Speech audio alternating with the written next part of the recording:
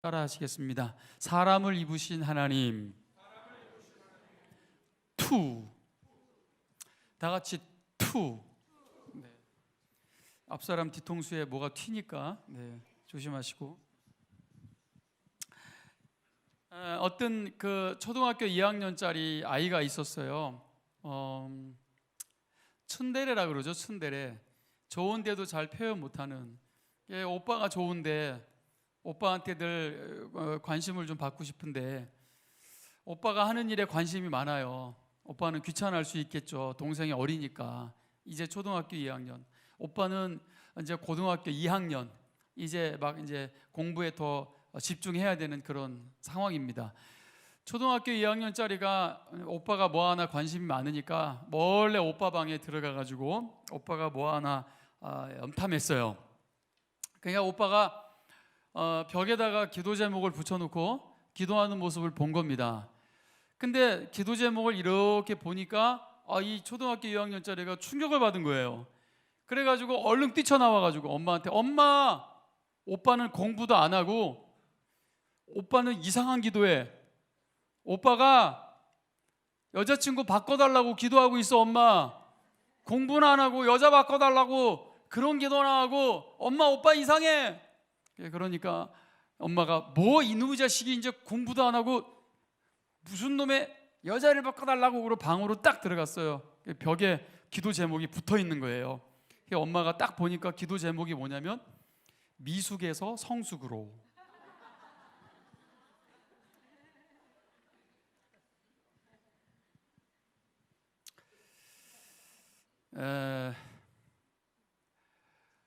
공교롭게 저희 교회 미숙이가 2분 계시고 성숙이가 2분 계시더라고요. 저는 저희 교회는 미숙과 성숙만 있는 게 아니고 또 성령님도 계신데 또 그 성령님의 또 아내가 또 공교롭게 또 미숙이에요. 그래서 저는 우리 성령 집사님의 기도 제목이 그게 아니었으면 좋겠다라는 생각이 있어요. 미숙에서 성숙으로. 절대 우리 성령님께서 그렇게 기도하시면 오해가 생길 수 있으니까요. 저도 저희 장모님을 절대로 성숙으로 바꿀 마음이 없어요. 절대로 없습니다. 우리 또 지휘자님이 또 성숙 집사님이신데 죄송하지만 저희 장모님을 바꿀 생각이 없고 그런 오해가 없길 바랍니다. 저는 저희 장모님만큼 저렇게 기도해주는 장모님이 안 계시다. 저는 대한민국 독보적이라고 생각하기 때문에 바꿀 마음이 없고. 자, 근데 제가 왜 이 서두에서 이런 예화를 왜 드렸는지 제가 그 이유를 설명하려고 합니다. 제가 지지난주서부터 성육신에 대해서 여러분들에게 말씀을 전하고 있잖아요. 근데 여러분, 이 기독교 기독론, 이 신학에 있어서 이 성육신 신학은 굉장히 중요합니다. 여러분, 하나님이 인간을 입으셨다. 할렐루야. 그분은 완전하신 하나님이며 그분은 완전하신 인간임을 아는 게 우리 신앙의 성숙에 있어서 굉장히 중요한 문제입니다. 즉, 그 문제를 올바로 알지 못하면 여러분, 기독교를 오해할 수밖에 없을 뿐더러 절대로 성숙함으로 나갈 수가 없다는 겁니다. 근데 여러분, 하나님이신 예수님이 인간의 몸을 입고 이 땅에 오셨다. 여러분, 이게 성탄절입니다. 아무 생각 없이 그냥 성탄절을 무슨 낭만의 시간으로, 요즘은 성탄절 별 인기도 없죠. 오히려 사탄놀이하는 그런 날들이 더 인기 있는 그런 어떤 그 명절이 되고 있는데 참 슬픈 일입니다. 참 안타까운 일이고요. 자, 여러분, 우리는 이 예수님이 이 땅에 오셨다. 하나님이신 그분이 인간의 몸을 이 땅에 입고 이 땅에 오신 그 날이 얼마나 중요한 날인지, 어쩌면 여러분 1년 중에 최대의 축제 중에 한 날이라는 것을 우리가 알기 때문에 우리는 10년 동안 가장행렬을 했고, 우리는 10년 동안 성탄절 당일날 나팔을 불고 찬양을 하면서 온 동네를 돌면서 예수님의 탄생을 축하하는 교회였던 거예요. 할렐루야. 이제 저 위에 있는 어떤 교회가 함께 가장행렬을 하고 있다라는 소식을 제가 작년에 들었는데 참 기쁜 일이죠. 사실은 이 땅에 있는, 이 도시에 있는 모든 교회가 성탄절날 다 그렇게 나오면 얼마나 좋을까. 정말 물이 바다 높은 같은 그런 하나님의 영광을 오늘 좀 봤으면 좋겠다, 그런 마음으로 10년 전에 기획한 행사거든요. 여러분, 이렇게 10년 동안 이렇게 정말 한 번도 빠짐없이 참여해 주신 분도 계시고, 그죠? 10년 전에 10살 때 참여했던 아이들이 지금 청년부가 됐단 말이죠. 얼마나 여러분 큰 축복이고 자랑인 줄 모르겠어요. 팀 켈러 목사님의 예수라는 책이 있습니다. 거기에 그 J.I. 패커 그 목사님의 글을 이분이 인용을 하셨는데, 이분이 성육신 인카네이션 그 신학에 대해서, 성육신에 대해서 이렇게 글을 썼고, 이거를 이제 팀 켈러 목사님이 인용했습니다. 제가 한번 읽어드릴게요. 여러분 들어보십시오. 하나님이 인간이 되셨고 신의 아들이 유대인이 되셨다. 전능자가 무력한 인간 아기로 지상에 나타나셨다. 할 줄 아는 일이라고는 누워서 말똥말똥 바라보며 꼼지락거리는 발가락, 꼼지락거리는 손가락, 응애응애 소리를 내는 것뿐이었다. 다른 모든 아이처럼 누가 먹여주고 똥기저귀를 갈아주고 말을 가르쳐야 했다. 점점점점점. 하나님의 아들이 실제로 이렇게 갓난아기가 되셨다 생각할수록 머리가 아찔해진다. 그 어떤 픽션에도 이 성육신의 진리만큼 기상천외한 요소는 없다. 여러분 한번 상상해 보십시오. 전능하신 하나님이 아기가 돼서 꼼지락거리고 있습니다. 발가락을 엉예엉예거리고 있어요. 똥을 싸고 오줌을 싸고 기저귀를 갈아줘야 돼요. 이런 기상천외한 일이 도대체 여러분 일어났다는 거죠. 충격인 거죠. 자, 계속해서 패커는 이렇게 역설한다. 복음에서 다른 대목들이 어렵게 느껴지는 까닭은 대개 성육신에 대한 믿음이 잘못되었거나 부족하기 때문이다. 일단 성육신이 사실임을 깨달으면 다른 어려움은 다 풀릴 것이다. 할렐루야. 여러분, 성육신 교리가 제대로 이해되기를 축원합니다. 오늘 우리 평강교회 성도님들은 정말 이 성육신에 대한 이 교리가 제대로 알아져서 우리의 믿음이 여러분 더 성숙함으로 나아가기를 주님의 이름으로 축원합니다. 특별히 유대 민족의 이 신관은 굉장히 독특합니다. 이 지구상에서 굉장히 독특한 신관을 가지고 있는 민족들입니다. 근데 특별히 여러분 이 유일신 사상을 갖고 있고 전지전능한 하나님을 믿고 있었던 이 민족은, 특별히 성경에서도 야훼라는 하나님의 이름이 나올 때는 이 성경을 받아 적었던 그 기록관들이 있잖아요.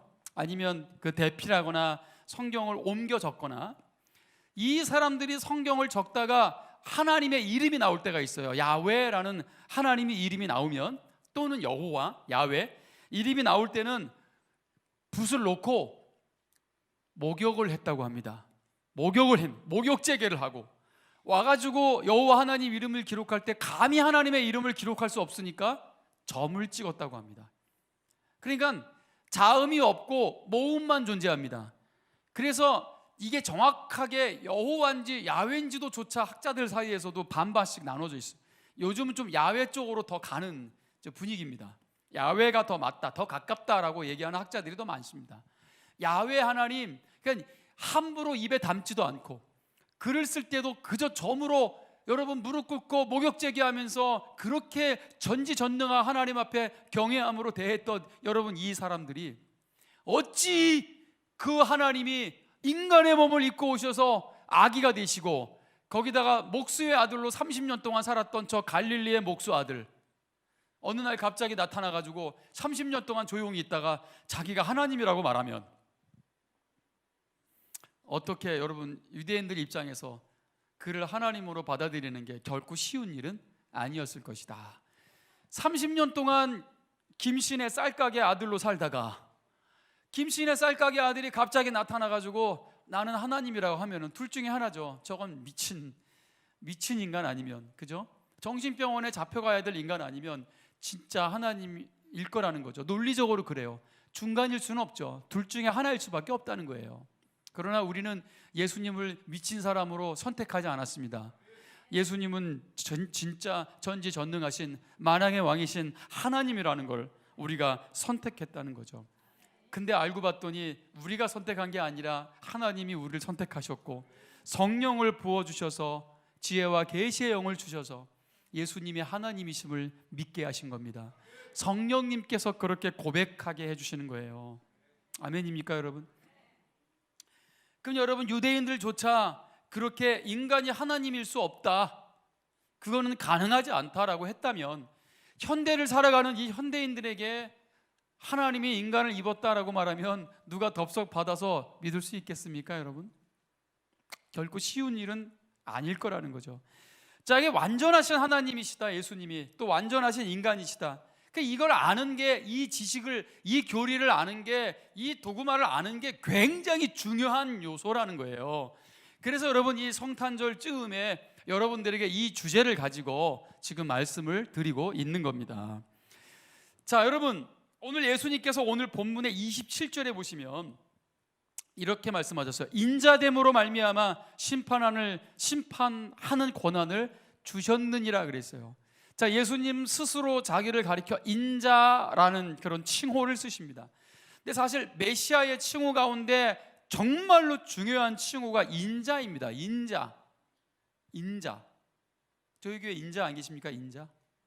다양한 이름들이 계신데 이 인자가 실제로 영어에도 Son of Man 이렇게 기록되어 있어요. 그러니까 인간의 아들이라는 얘기입니다. 근데 왜 예수님께서 자기를 가리켜서 인자라는 칭호를 쓰고 계실까요?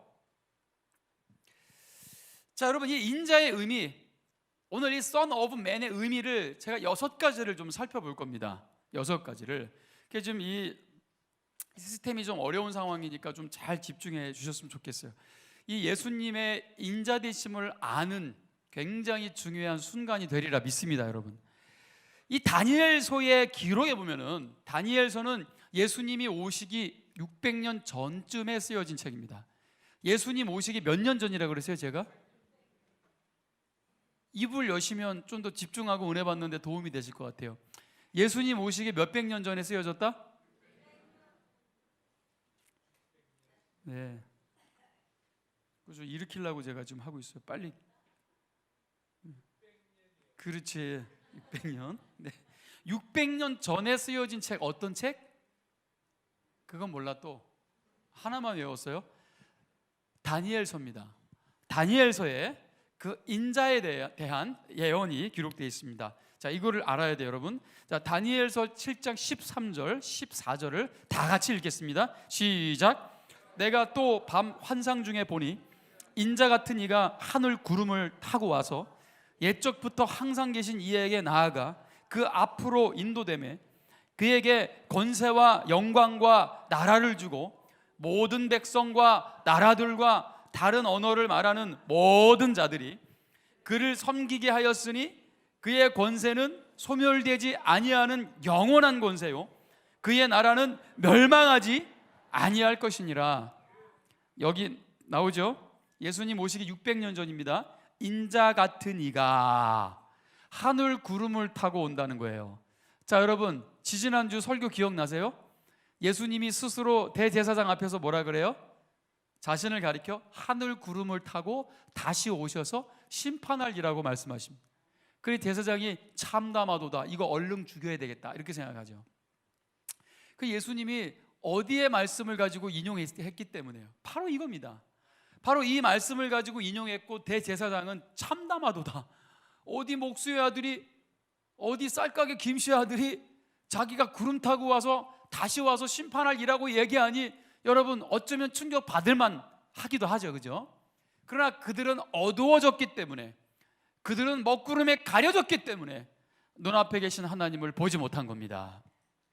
여러분, 오늘 말씀 가운데 말씀으로 인카네이션 하시는 살아계신 주님을 만나시기를 축원합니다. 그분은 말씀으로 임하셨고요, 또 지금도 말씀을 통해서 우리와 임마누엘 하길 원하세요. 우리와 코이노니아 하길 원하신단 말이에요. 여러분, 예수님은 살아계십니다.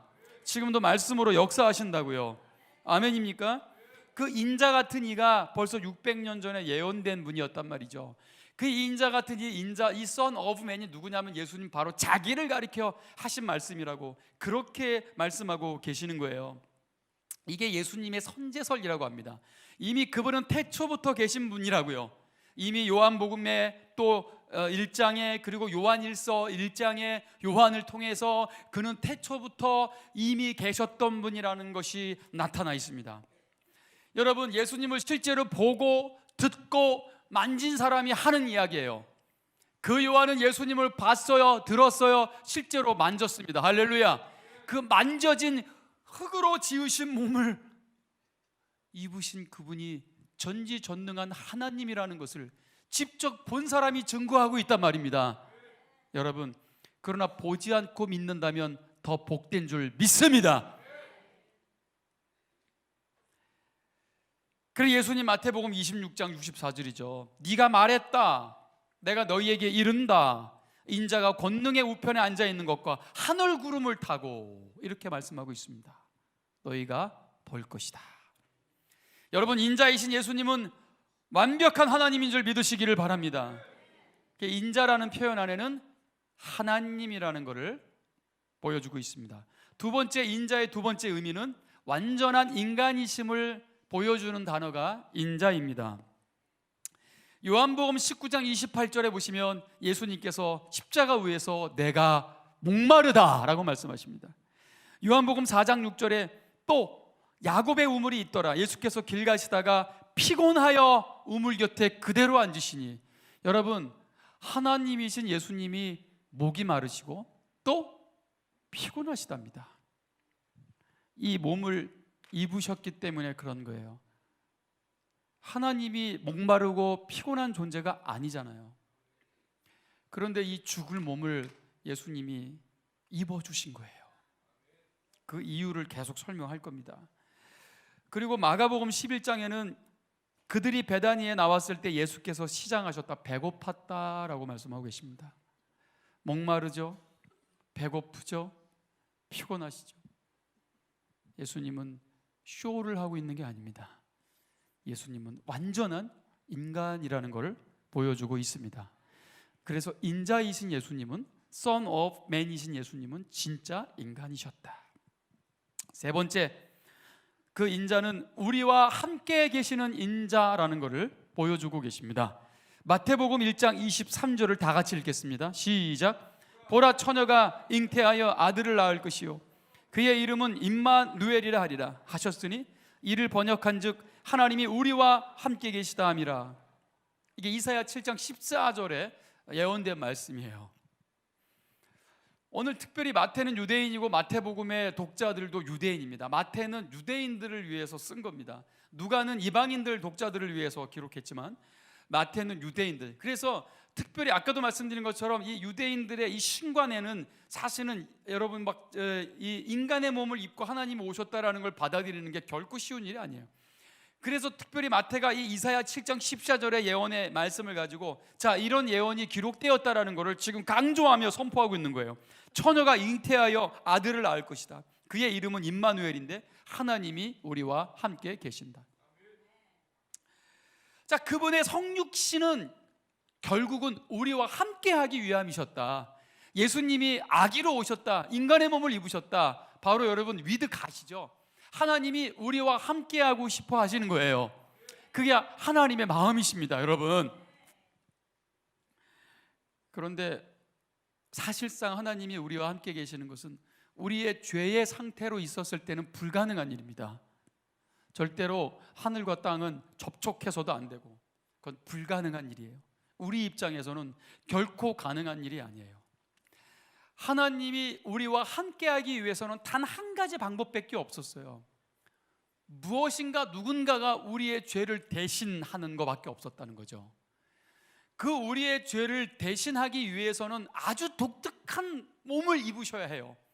하나님만이 우리의 죄를 사해 줄 수 있는데 인간의 몸을 하고 오셨는데도 죄는 없어야 돼요. 그러니까 굉장히 독특한 몸이셔야 했던 거예요. 그래서 성육신의 교리, 하나님이 인간의 몸을 입고 오셔서 죄는 없으셔야 했기 때문에 그래서 예수 그리스도가 인간의 몸을 입고 오셔서 임마누엘 하나님이 되어주신 겁니다. 우리와 함께 하시기 위함이다. 근데 제가 왜 불가능하다고 말씀드렸냐면 레위기 13장 46절을 보시면 이런 말씀이 있어요. 병이 있는 날 동안은 늘 부정할 것이고 그가 부정한즉 혼자 살되 진영 밖으로 살지니라. 진영 밖으로 내쳐진다라는 뜻입니다. 왜요? 부정하기 때문에. 당시에 이런 죄들은 부정하다고 보고 있고요. 부정한 죄는 내쳐지는 겁니다. 이게 예수님이 오셨을 때도 특별히 병자들을 고쳐주고 치유해 준 건 죄사함의 신학과 상당히 관련이 있습니다. 이해가 되십니까? 그 예수님이 죄를 사해 주셨다? 아니, 병을 고쳐 주셨다? 그건 여러분 우리의 죄를 사해 주셨다라는 의미, 그런 사인이 있는 거예요. 그 표적이라고 하죠. 우리의 죄사함. 그래서 절대로 동일한 진영 가운데 같이 있을 수가 없다. 그래서 죄인들은 진영 밖으로 내쳐진 거예요. 왜냐하면 하나님의 성막이 그 진영 한 복판에 존재합니다. 한 가운데 복판에. 이게 하나님이 그 가운데 계시는 거예요. 하나님께서. 그 예수님이 유대인들 사이에 둘러싸여서 하나님의 나라를 증거하시면서 하나님의 나라가 이미 너희 가운데 있다라는 말씀을 하십니다. 이게 바로 사실 진영 가운데 성막으로 그들과 함께 계셨던 하나님을 의미하는 거예요. 그런데 예수님, 여러분 성막이신 예수님께서 지금 유대인들 사이에 오셨음에도 불구하고 저 백성들은 지금 하나님이신 예수님이 하나님의 나라를 그들 가운데 갖고 오신 것을 전혀 모르고 있는 거죠. 이해가 되십니까? 하나님의 나라가 너희 안에 있다라는 것은 너희 마음에 있다라는 표현이 아니고 성막이신 예수님께서 그 진영 한 가운데 있었던 그 부분을 말씀하시면서 하나님의 나라가 너희 가운데, 즉 너희 안에 있다라고 표현하신 거예요. 이해가 되십니까? 자, 여러분, 그런데 하나님께서 우리와 함께 거할 수 없다라는 거예요. 이게 여러분 우리의 죄성 때문에 그래요. 우리의 죄 때문에. 그런데 아주 독특하게 이 성막이 오히려 진영 밖으로 나갔을 때가 있어요. 오늘 이 레위기를 공부해 보면 민수기나 오늘 이 성막이 가끔 진영 밖으로 나갔을 때 이스라엘 전체의 죄로 인해서 그 진영 자체가 부정해졌을 때 오늘 성막이 간혹 밖으로 나갔을 때가 있어요. 근데 여러분 거기에서 뭘 얘기하냐면 하나님께서는 죄인된 우리들을 찾아오시고자 하셨던 이미 영원한 계획이 있었다는 거예요. 아멘입니까? 진영 밖에 성막이 놓여졌다는 것은 하나님이신 예수님께서 이 세상의 죄 가운데로 뛰어드신 것처럼 오늘 우리를 향해서 죄인된 우리들을 위해서 오늘 이 땅으로 찾아오실 것에 대한 예표를 이미 성막을 통해서 보여주고 계신 거예요. 자, 그래서 여러분 임마누엘, 오늘 하나님이 우리와 함께 계시는 이 놀라운 일이 인자 되신 예수님을 통해서 가능해진 겁니다. 여러분 오늘 우리 예배 가운데 거하시는 주님을 찬양하십시오. 오늘 우리 예배 가운데 함께 하시는 주님, 여러분 오늘 온전히 그분을 바라보시며 그분과 온전히 함께 하시는 평강의 가족들 되시기를 축원합니다. 네 번째 인자의 의미는 나와 같이 되신, 즉 그래서 임마누엘, 우리와 함께 계시는 위드 갓은 이런 뜻이 두 가지 동시에 의미가 있습니다. 나와 같이 되셨다라는 뜻도 있어요. 나와 같이 되셨다. 자, 그게 히브리서 2장 14절을 보시면 14절부터 18절까지 좀 보겠습니다.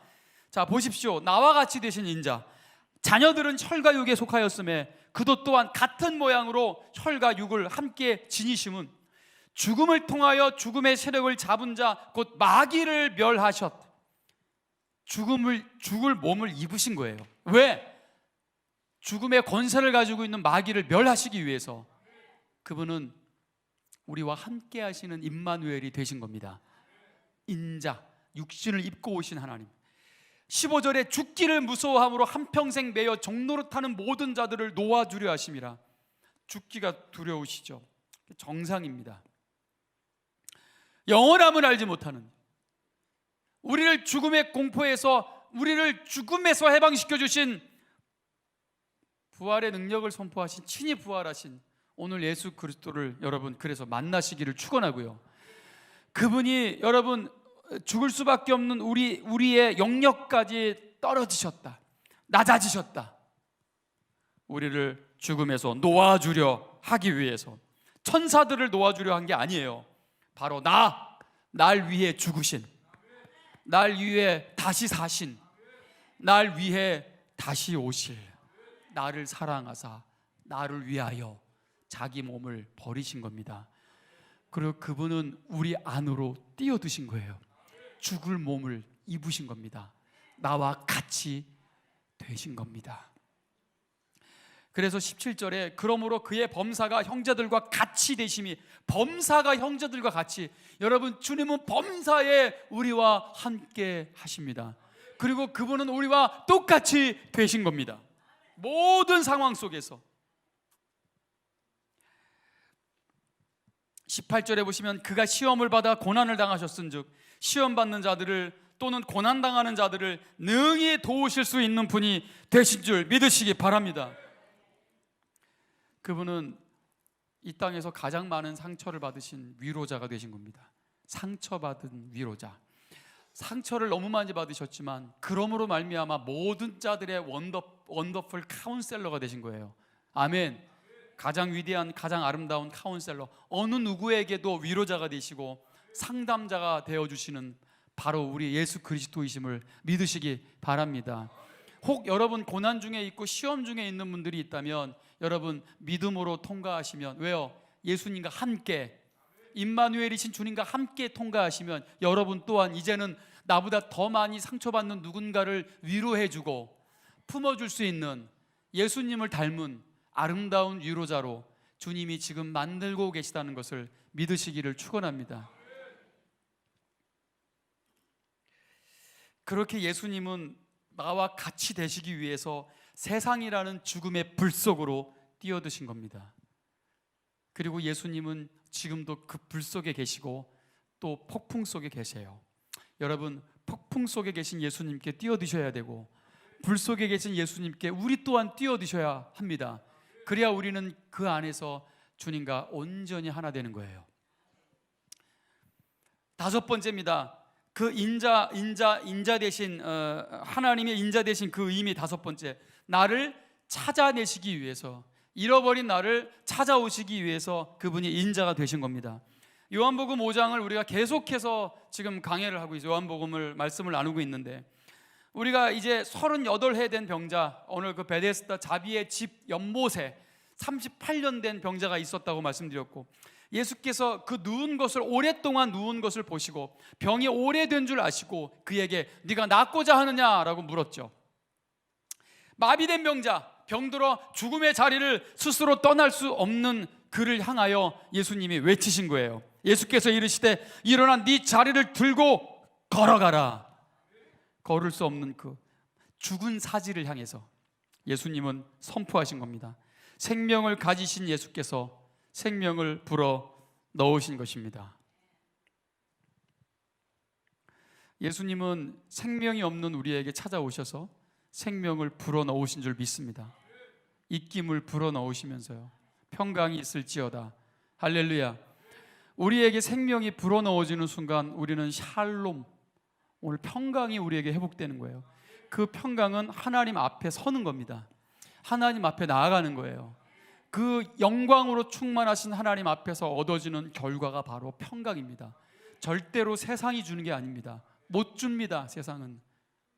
오직 예수님만이 우리에게 주실 수 있는 게 샬롬이고 에이레네, 이게 히브리어 헬라어, 이게 평강입니다. 여러분, 평강교회 성도님들 이 평강을 받으셨습니까? 하나님 앞에 평강을 누리시기를 축원합니다. 결론입니다. 여섯 번째 결론, 마지막. 다 같이 따라하세요. 인자, 날 살게 하시는 인자. 시작. 예수님은 항상 군중들 사이에서 극단적인 반응을 불러일으키세요. 왜냐하면 그분은 우리를 구원하기도 하지만 그분은 심판하기도 하시기 때문입니다. 그러니 여러분, 당연히 예수님 앞에 선 사람들은 극단적인 반응을 보일 거 아닙니까? 그래서 어떤 사람들은 예수님을 절벽으로 밀어서 죽이려고 했고요, 어떤 사람들은 날 떠나소서 내가 감당할 수 없습니다라고 합니다. 어떤 사람들은 하나님이신 예수님 앞에 무릎 꿇어 굴복하고 경배합니다. 그리고 고백합니다. 예수님이 하나님이시라고요, 살아계신 하나님의 아들이시라고요, 그는 기름 부음 받은 왕이며 그는 그리스도라고 고백합니다. 여러분, 뭔가 반응을 좀 보여야 될 거 아니겠어요? 그냥 꾸벅꾸벅 조시는 게 반응이 아니시겠죠.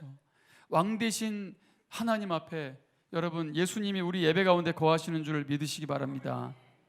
그러면 무서워서 심판 주니까 날 떠나소서 하든지, 아니면 날 구원하소서 해야 되는 겁니다. 경배를 하든지 굴복을 하든지 밀어내든지 발로 쳐버리든지 차든지 더없든지 명확한 반응이 필요합니다. 아멘입니까? 명확한 반응과 명확한 노선이 필요합니다. 아예 냉정하든지 아예 뜨겁든지를 말하는 게 아니라 명확한 노선이 필요하다는 거예요. 차든지 더웁든지는 명확한 노선, 명확한 반응이 필요하다는 거예요.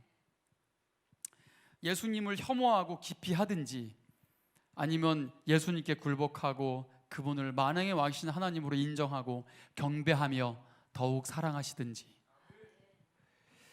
요한복음 5장 25절 진실로 진실로 너희에게 이르노니 죽은 자들이 하나님의 아들의 음성을 들을 때가 오나니 곧 이때라. 듣는 자는 살아나리라. 할렐루야. 듣는 자는 살아나리라. 곧 이때라. 예수님은 그렇게 죽은 자를 살리러 이 땅에 오신 줄 믿습니다. 죄로 죽은 병든 자들을 고치심의 의미가 그거라고 말씀드렸습니다. 그래서 요한복음 5장 28절에 이를 놀랍게 여기지 말라. 무덤 속에 있는 자가 다 그의 음성을 들을 때가 오나니 선한 일을 행한 자는 생명의 부활로 악한 일을 행한 자는 심판의 부활로 나오리라 그랬습니다. 여러분, 오늘 아까 다니엘서에 말씀드렸죠. 책 심판하는 책이 있어요. 다니엘서 7장에 심판하는 책은 또 요한계시록에는 우리의 행위가 기록된 행위책이라고 말씀하고 있습니다. 근데 그거는 우리의 행위 구원을 말하는 게 아니에요. 하지만 우리는 믿음으로 구원받는다는 것을 절대로 여러분 여기서 착각하시면 안 돼요. 우리는 오직 믿음으로 구원받는 줄 믿습니다. 행위로 구원받는 게 아니에요. 그럼 여기서 얘기하는 행함은 뭐냐? 자주 말씀드렸죠. 여기서 얘기하는 행함은 믿음의 증표로서의 행함인 거예요. 즉 내가 당신을 사랑합니다. 여러분, 이게 진짜 사랑이라면 사랑의 증표가 뒤에 따라와요, 안 따라와요? 당연히 따라오죠. 무슨 말씀 이해되십니까? 그러니까 어차피 믿음이라고 얘기할 때는 거기에 당연히 행위가 포함된 단어입니다. 이미. 그래서 여러분, 행함으로 구원받는다라는 말을 할 필요가 없어요. 사실 믿음으로 구원받는다라고 하면은 거기 이미 다 포함된 단어. 자, 그래서 여러분, 우리의 그런 행함들, 우리의 행위책, 우리의 행위가 기록된 여러분 행위책, 하나님의 책, 완벽하게 우리의 행함이 기록되는데 여러분, 네이버도 기록해요. 우리의 행함을. 구글도 알아요. 내가 뭘 검색했는지. 구글도 알고 네이버도 알아요. 니들이 어저께 뭘 검색했는지. 구글도 알고 네이버도 안다고요. 그게 다 기록이 남아있다? 저장돼 있다. 어떡하실 거예요? 아니, 네이버도 기록하고 구글도 기록하는데 하나님의 생명책에 기록 못할 거라고 생각하십니까? 제가 말씀드리는 거는 우리 다 지옥 갔다, 이제 우리 다 죽었다, 이걸 말씀드리는 게 아니에요. 여러분, 정직하시고 겸손하시기를 축원합니다. 어찌 여러분 이 하나님의 완전하심 앞에 우리가 교만할 수 있겠습니까? 정직해야죠. 그러니까 겸손해야죠. 우리가 얼마나 큰 하나님의 은혜를 입었습니까? 나만 용서받으면 끝입니까? 여러분, 용서를 택하시기를 축원합니다. 모든 상황 속에 사랑을 택하시고 평강을 선택하시기를 축원합니다. 힘들어도 어려워도 나의 원대로 마옵시고 아버지의 원대로 되옵소서라고 기도할 수 있는 평강의 예배자들 되시기를 주님의 이름으로 축원합니다. 그 예수님께서 요한복음 5장 14절에 그 후에 예수께서 성전에서 그 사람을 만나 이르시되, 자, 아까 그 38년 된 병자, 치유받은 병자를 예수님이 다시 만나세요. 그리고 나서 그 병자한테 뭐라 그래? 예수님께서 더 심한 것이 생기지 않게 다시는 죄를 범하지 말아라, 이렇게 얘기합니다. 더 심한 것이 생길 수 있다라는 얘기는 무슨 얘기냐면요, 우리가 하나님을 믿는다고 하면서 계속해서 동일한 범죄를 계속 저지르고 있다는 거예요. 자, 그러면 믿는다고 말한다고 구원받는 게 아니에요. 그러니까 더 심한 것이 생긴다는 게 뭐냐면 영원한 지옥에 떨어질 수 있는 것에 대해서 말씀하고 있는 거예요.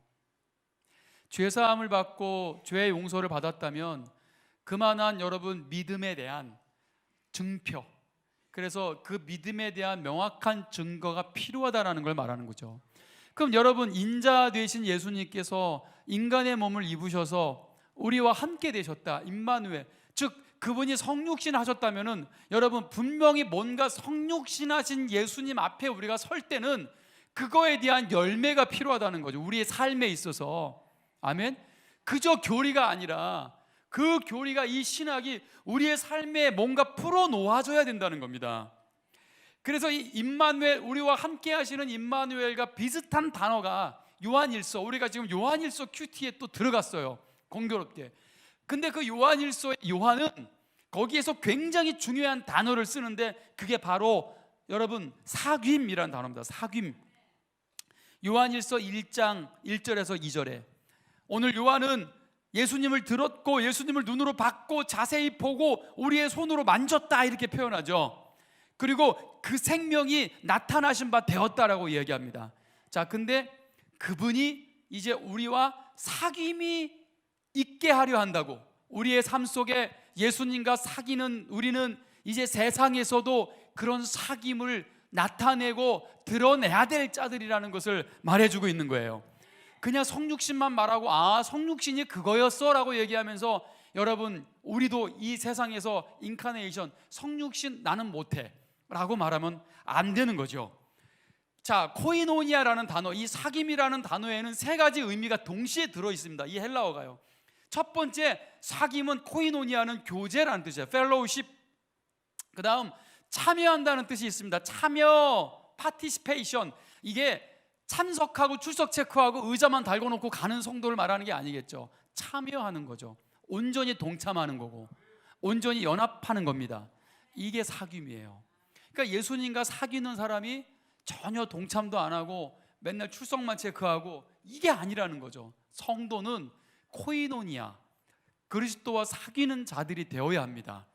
그리고 그 사귐은 세상 속에서도 또 교회 안에서도 우리의 사귐이 우리의 삶을 통해서 나타나야 된다. 그 다음 세 번째 뜻이 임파테이션이라는 단어가 있습니다. 임파테이션. 이게 여러분 은사주의자들 사이에서 이 단어가 이상하게 쓰여졌어요. 그래갖고 부자한테 기도받으면 부자 되고 영어 잘하는 사람한테 기도하면 나도 영어 잘하고, 옛날에 저한테도 작곡하는 은사를 흘려보내달라고, 성경을 아무리 봐도 그런 내용이 존재하지 않아요. 무슨 영어 잘하는 사람한테 기도받으면 영어 잘하고, 네? 무슨 작곡하는 사람한테 기도받으면, 참 씁쓸한 거예요, 여러분. 이 임파테이션은 그걸 말하는 게 아니에요.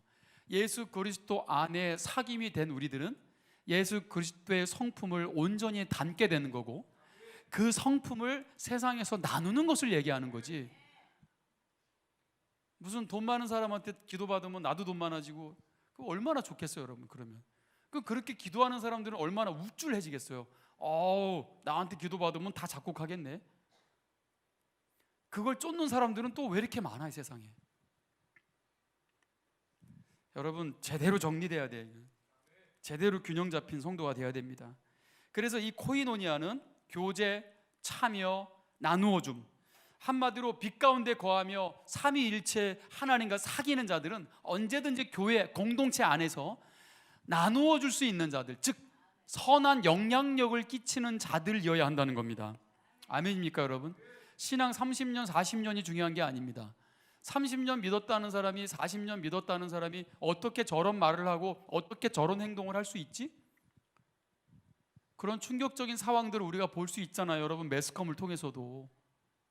아니, 교회에서 저런 직분이 있다는 분들이 어떻게 저런 행동을, 어떻게 저런 말을 할 수 있지? 여러분, 자기한테 대입해서요, 저도 큰 소리 못 칩니다. 창피하고 부끄럽습니다. 저는 부족함이 많은, 연약함이 많은 목사입니다.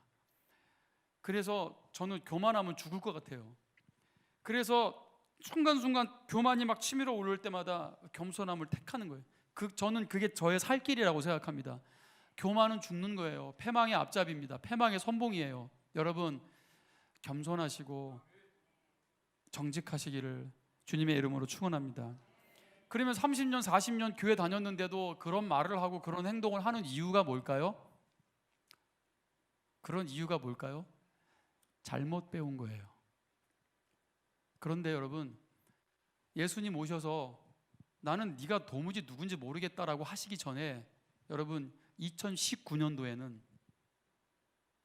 이제 미숙에서 성숙으로 나아가시는 평강의 가족들 되시기를 축원합니다. 뭐예요? 3, 40년 동안 잘못 배울 수 있어요. 저도 두렵고, 심지어 바울도 두렵다 그랬어요. 여러분, 바울 영화 보셨습니까? 그가 죽기 직전까지도 자기 죄가 계속해서 떠올라요. 이 죄책감에는 거룩한 죄책감이 있고 거룩하지 않은 사탄이 주는 죄책감이 있는, 이건 사탄이 주는 죄책감이 아니야. 바울을 더 겸손하게 만나. 자기가 죄인 중에 괴수라고 고백했던 이유, 바울은 참 죄가 많았죠. 근데 그거를 놓치지 않았어요. 그는 늘 하나님 앞에 늘 괴로워하면서, 그래서 그는 겸손했고요. 하나님이 또 사탄의 가시를 주셨다 이렇게 고백합니다. 겸손할 수밖에 없는 그런 상황들 가운데를 그를 내모신 거죠. 왜요? 왜 그런 가시를 주셨을까요? 그를 사랑하셔서 저는 그랬다고 생각합니다. 교만하면 죽는 거니까요. 그런 깨달음들이 와요. 내가 얼마나 교만하면 죽을까 봐, 얼마나 내 인생에 이런저런 가시들을 남겨두셨는지 깨닫습니다. 여러분, 저는 함께 깨닫기를 원하고요. 3, 40년 신앙생활 했다 중요한 게 아닙니다. 내가 무슨 직분을 가졌다 전혀 중요하지 않습니다. 제가 말씀드리고 싶은 건 단추 잘못 껴가지고 예수님 만나서 난 더 너무지 모르겠다, 여러분 이건 끝장입니다. 거긴 끝장, 끝나는 거예요. 하지만 2019년도부터 여러분 새로 시작되는 한 해에 여러분 힘들고 어려우셔도 잘못 낀 단추 다 풀러내시고 다시 첫 단추로 돌아가는 은혜가 있기를 축원합니다. 너 첫사랑 어디서 흘렸냐? 그거 찾아오지 않는 한 나는 너의 예배, 나는 너의 기도를 받을 수 없다. 여러분, 그럴 바에 그냥 풀르면 안 될까요? 우리 모두가 그런 계획을 좀 세워서 2019년도는 완전히 그냥 단추 다 풀러내고 첫 단추, 즉 여러분 다시 첫사랑, 다시 그 밑바닥으로 내려갈 수 있는 인카네이션이 있기를 축원합니다. 이게 인카네이션이에요. 이게 성육신이에요. 근데 여러분 단추가 잘못 껴졌는데도 못 내려가. 나는 여기서 내려갈 수 없지. 자, 여러분 거기서 내려가는 방법은 한 가지밖에 없습니다. 죽어야 떨어집니다. 그러면 죽기 전에 믿음의 의지를 가지고 힘들고 어려워도 단추 다 풀러내시고 여러분 우리 다시 밑바닥으로 내려가서 다시 시작하는 은혜가 있기를 축원합니다. 모두가 저를 비롯해서 여러분 너무 높은 데 올라갔으면 내려가기 어렵겠지만, 그러나 여러분 그게 살 길이라면 살아야죠. 아멘입니까? 말기 암 환자에게 지금부터 콩나물만 드세요 3년 동안. 그러면 콩나물이라도 먹어야 되는 거 아닙니까? 살아야 되잖아요. 우리 영혼이 살기 위해서 여러분 함께 오늘 2019년도에는 다시 인카네이션, 낮아지셔서 처음으로 밑바닥까지 예수님과 함께 성육신하시는 오늘 평강의 가족들 다 되시기를, 또 제가 되기를 주님의 이름으로 축원합니다. 찬양하겠습니다. 로마서 1장 17절에 다 같이 일어나세요. 복음에는 하나님의 의가 나타나서 믿음으로 믿음에 이르게 하나니 기록된 바 오직 의인은 믿음으로 말미암아 살리라. 믿음으로 사십시다. 믿음으로 살기를 축원합니다. 믿음으로 구원받고 또 믿음으로 행함으로 증명되어지는 평강의 예배자들 되시기를 축원합니다.